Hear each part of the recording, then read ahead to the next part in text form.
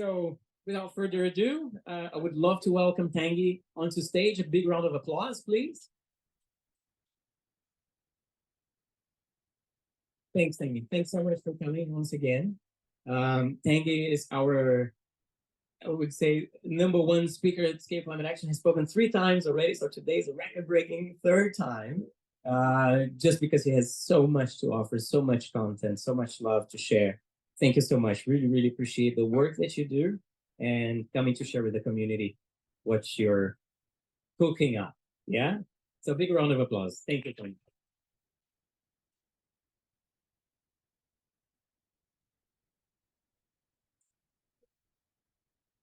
All right. Good morning, everyone. Thank you so much for having me back today. It's always a great pleasure and a privilege to be able to share what Astungkara Way does at Scale Climate Action. But actually, today's talk is not specifically about what Astungkara Way does, and more, let's say, of our thought process, what has led us to be doing what we do. So my name is Tanguy, and I'm part of the Astungkara Way team. I head operations and finance at Astungkara Way. For those of you who don't know what Astungkara Way is, we're an organization that has kind of 2 branches to it. The first one is we have a regenerative travel team, which we call our experiences team. So we offer different types of experiences. We have created and operate the first walking trails across Bali. That trail has the specificity of connecting communities around the island who are engaged in regenerative action. So we offer visitors to Bali the opportunity to create authentic connections with communities who have been practicing sustainability for hundreds, thousands of years, perhaps. So this is the first part of what we do. We could talk about that more. We can talk about it later if you're interested. And the second sort of pillar of Astungkara Way is regenerative farming. So we have part of our team, which, as Renato was explaining, is leading a large transition which started here, well, close to here in Subak, Malambing, just 5 minutes away from Green School, where we have our headquarters, and now is expanding across the island to different regions. And our idea is to support farmers to transition away from chemical farming, and as you were correctly saying, kind of back to how they were farming 30, 40 years ago before the Green Revolution, with some, added, perhaps more modern understanding of soil and ecosystem dynamics. But without talking too much about that, I'd like to just a little introduction. I myself am also a part-time farmer when I have time between all the stuff that we do. This is the farm and home where I live. And in 2020, when we arrived, this is what it looked like. It was an abandoned, it was actually the village dump. And 2.5 years later, a lot of this was done during COVID, where I had a lot of time. 2.5 years later, it's really a beautiful, flourishing Eden. And so it was kind of my firsthand experience of regenerating, of working with the land, and especially in the tropics, where especially an island like Bali, which so much, which wants to give so much if we give it space to flourish and to develop. So that's, just a bit about what I like to do in my spare time. So the future of food, I've actually added a question mark at the end of that one, because future of food without the question mark seems a bit like an oracle-ish kind of presentation. And I think this is more of an investigation. It's more of sharing with you what just data that we've collected, things that we're looking at, and seeing where might this go? What might be the future of food? And so to start off, I asked an AI to generate 4 pictures of the future of food. That was the prompt, right? So the first one is this kind of futuristic, large fields by the city. We have this sort of huge drone. I don't know if you can see well, which is spraying something. It still looks like a monoculture. Close to the cities, looks a bit like how what's happening now. The second is looks like something on Mars, on another planet, just indoor farming. That's maybe one way to go. And the third one is as you can see, like a very like urban farming, meshed farming combined with urban living. And the fourth one, I find particularly interesting, just looks like a modern day homestead, just very peaceful, very tranquil. And so the idea of this talk is maybe to think about which one of these is likely to happen, in which scenario are we heading towards. So three numbers that you all know, but just to set the tone, 10 billion is the projected Earth population in 2050. Maybe a lesser known number, 59 is the average age of farmers in the world. In Indonesia, it's 58. And this is actually, we survey all the rice farmers that we work with, and we've surveyed quite a few now, and 59 is actually exactly the average age of rice farmers that we've engaged with. And the last number, so numbers a bit different from Renato's, is greenhouse gas contribution to global food systems. This is also including like forest clearing, transport, processing. So it's a bit higher, but it does give an idea of just how important food systems are in our impact on the planet. It's about a third of the greenhouse gas emissions that we produce. So these three numbers kind of bring to mind, I would say, three questions. The first one is, what will we feed all these people, these 10 billion people? How will we feed all these people? And third, who is going to feed all these people? If all the farmers are getting older, and if there are more and more people on this planet. So I'd like to start perhaps with what will we feed all these people? And perhaps some of you have already seen this presentation, so I apologize. It starts kind of with the same element, but I think it's quite important. And I'd like to ask you, so before we look at what are we going to feed these people, perhaps interesting to look at what do we consume now? What do we grow as a species?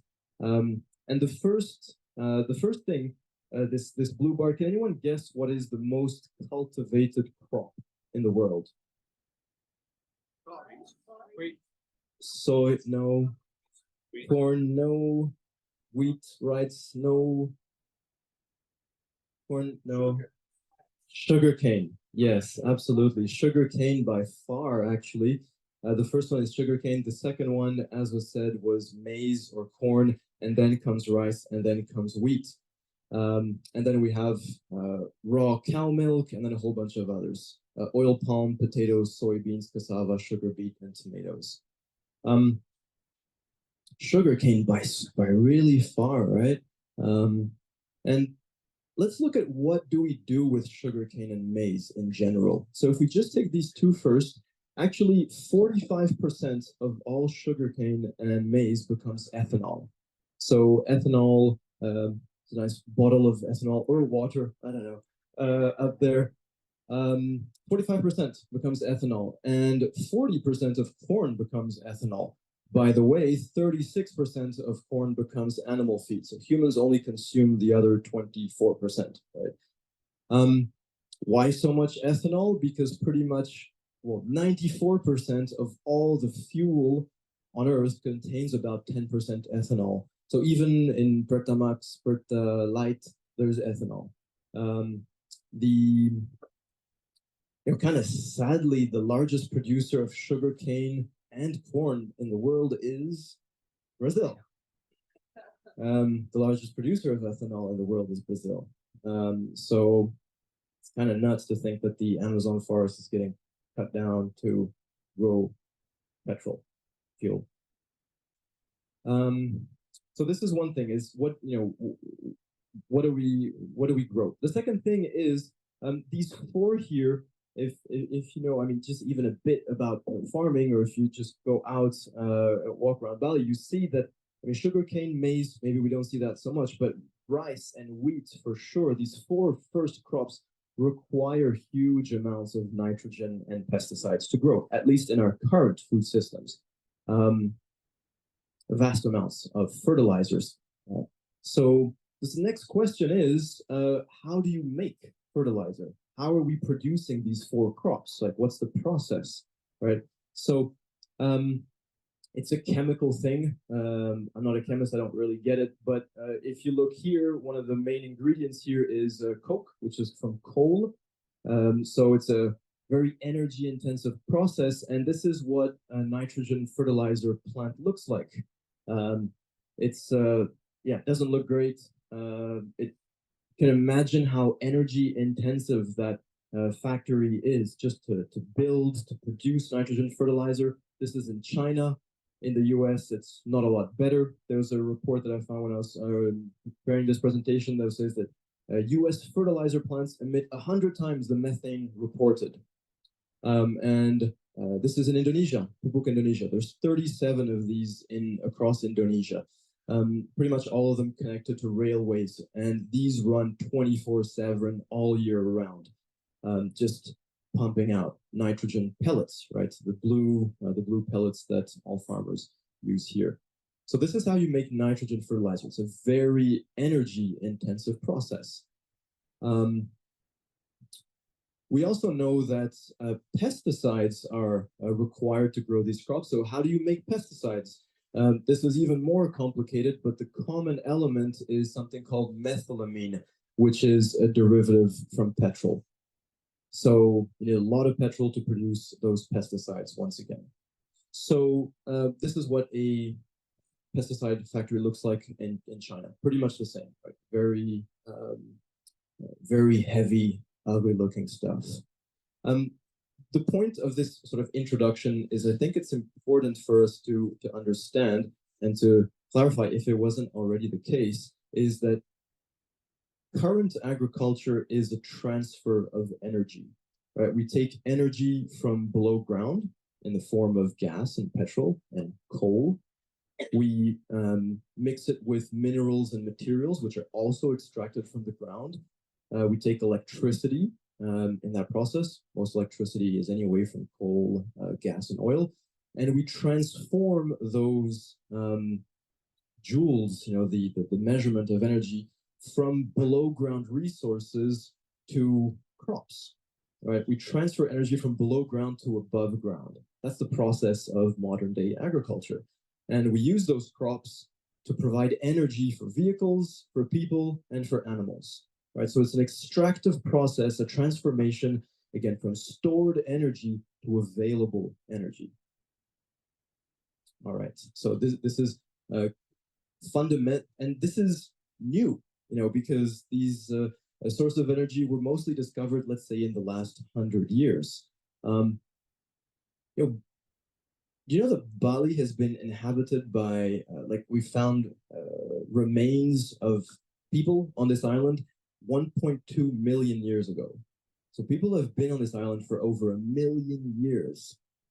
Our first walking kind of ancestors are 3 million years old. So it didn't take them relatively much time, to go from Africa all the way here.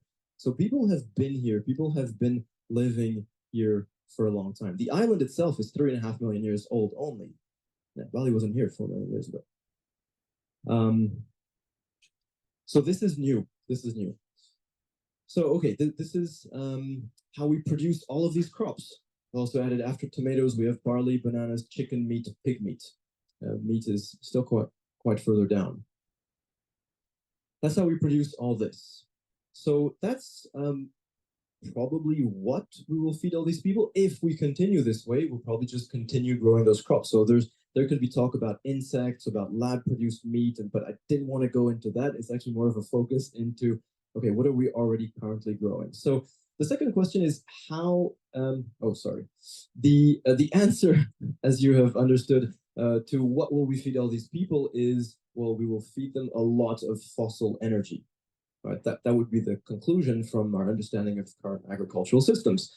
How will we feed all these people? So there's kind of two routes. If you Google, or if you research future of food, you find two very distinctive types of paths which are described. One of them is the technology-enabled path, machines, sensors, robots, genetic modification, and still definitely large scale. Kind of like the first picture that we saw, where we saw that drone sort of spraying a very large field. We're thinking we're going to need even bigger fields because we're going to be 10 billion soon. So that's one route, the technology in large scale. And the other one is very much the opposite, is natural and small scale. So I'd like to just quickly talk about the first one, technology and large scale. This is a graph that's from the USDA. So this is in the US. So in blue here is the number of farmers. It starts in 1850 to 2021. Okay, so farmers start to decline here, actually around, just during the war, interestingly. Anyway, so farmers going down and average size of farm going up. And why has the average size of farm increased since after the war? You guys know that the origin of pesticides and nitrogen fertilizers were factories that were producing weapons during the Second World War that were transformed into pesticides and fertilizer plants. You had to do something with those factories. So instead of killing people, we said, oh, let's kill insects now. That's literally how it started. So as this production base had been implemented during the war, it was already, it was ready to be transformed and to boost the production of farms, so we could have bigger farms and less people running those farms. So we also had more sophisticated machines after the war. But again, without going into that, I find that this is an interesting trend, right? Couldn't find the number in these numbers in Asia, but interesting trend nonetheless. And this is the actual picture from the USDA, and it's interesting to see you have a tractor there which is spraying a field. So what current large farms require are petrol-based inputs, right? So as we saw, for fertilizers, for pesticides, we also need petrols for engines, and also government subsidies and unpaid workers. But again, that's another discussion. So that's one thing. Reminds us again of that field, right? That where we need those petrol-based inputs, those where you have energy which is very dense, in the form of a few droplets, a lot of energy. So if we're going to need so much petrol, I think an interesting thing to inquire about is, how's petrol doing? How's oil doing? So there's a lot of studies on this topic, of course, on the current reserves and outlooks of petrol. The most comprehensive study to date was Hallock and his colleagues in 2014, who looked at current discovered and potential discovered sources of petrol. And what they determined was that peak petrol was already reached in 2005. So this is from 2014. And I want to just immediately bring up the second graph, which is more recent, from 2023, which has the data spread by region, actually. So maybe you can see up here, the only ones that are still growing, actually, that haven't peaked yet are US shale, tight oil, and Canadian bitumen sands, right? Which are very controversial, of course, because very destructive, very energy and water, they consume a lot of energy and water. So those are the only two places on Earth, US and Canada, where production hasn't peaked. Pretty much everywhere else, production is already declining. In 6 out of the 8 major producers, the decline was already quite precisely found here. The data is correlated, was already reached in 2005. So, if we look at how much how much energy we're using right now, so this is gas, oil, and coal. The Met Group, who also had provided a very comprehensive study to the EU in a report in 2022. It's a very long report, super interesting. In the last paragraph, it says natural gas and oil reserves will be mostly depleted by 2065, 2070. Coal will last quite a bit longer. It's still got about 100 years of coal. So if you look at the scale here and you look at, so where is 2065? It's here. This is 2065. So if you imagine that gas and oil would be nearly around zero by this point, and we are here, well, you don't need a lot of imagination to see what that looks like. So this is the point, right? Is we've established that our current agricultural systems are extracting energy from under the earth and transforming it into food. But what we're also seeing, and again, maybe the number is off by 10 years, maybe 20 if we're lucky, but it's going to happen, right, at some point. The point is, what is likely to happen? So the first thing is probably, well, very likely that chemical inputs will start being very expensive. It's already the case now. You see the price of chemical inputs. I wanted to add that graph, but then I'd need like 45 minutes. But the worldwide cost of chemical inputs is slowly increasing. It's not going to stop. So the result of that is very likely to be that natural food farming becomes the norm. Right? If chemicals cost too much, then farmers have no choice. They resort back to working with nature and transitioning to natural food farming. So that's one thing. The second thing is food transport is likely to get a lot more expensive. This is a port in China. I don't know if you can appreciate the scale of that thing, but well, that becomes much more difficult with expensive or rare petrol. I don't know if we're going to have tankers running on batteries anytime soon, but what is likely to happen is that food production becomes more local as well. So we, instead of moving food around, well, we just eat what we can find locally and we produce more locally. And the third thing is food just in general becomes more expensive. That is an actual hamburger in Dubai, which costs $5,000. We're getting there. No, I'm kidding. So as food becomes more expensive, just more people start farming. We return to food farming. So these are three trends which we think are really important to keep in mind, right? And so local food production, natural food production, and more widespread food production. If we go back to looking at these two options, really think that the technology and large scale option is a dead end. It is not a viable option into the future.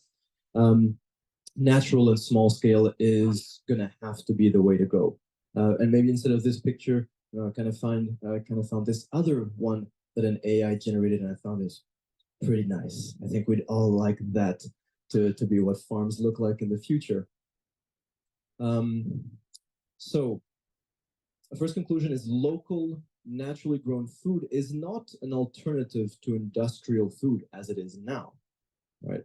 We often compare those two and think that it's an alternative. It is, in my opinion, the future of food. Local, naturally grown food. And one day, maybe we will look back at this period in time where we're all drunk on fossil fuels and remember, like, yeah, it was pretty crazy back then, and we're all traveling by planes and moving food around. It will have to change. So we have one generation to relearn how to work with nature. One generation because this little guy here who was at an after-school camp that Astungkara provided. By the time he is,